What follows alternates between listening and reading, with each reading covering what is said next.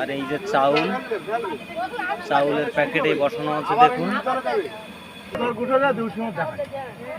এটা হচ্ছে জিরাকাঠি চাল, জিরাকাঠি গোল্ড। পরপর পদগুলো রান্না করে সব এখানটা দিয়ে সাজানো হচ্ছে।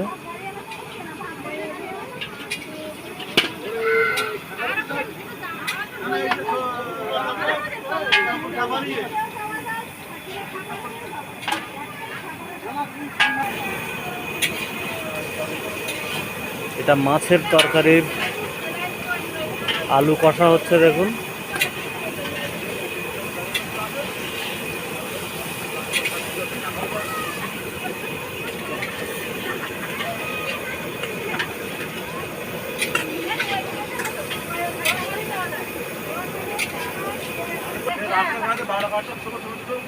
এই হলো মাছ।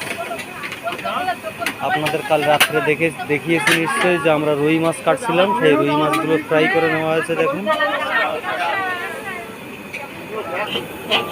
এরপরে এই মাছগুলো তরকারির মধ্যে দিয়ে দেওয়া হবে।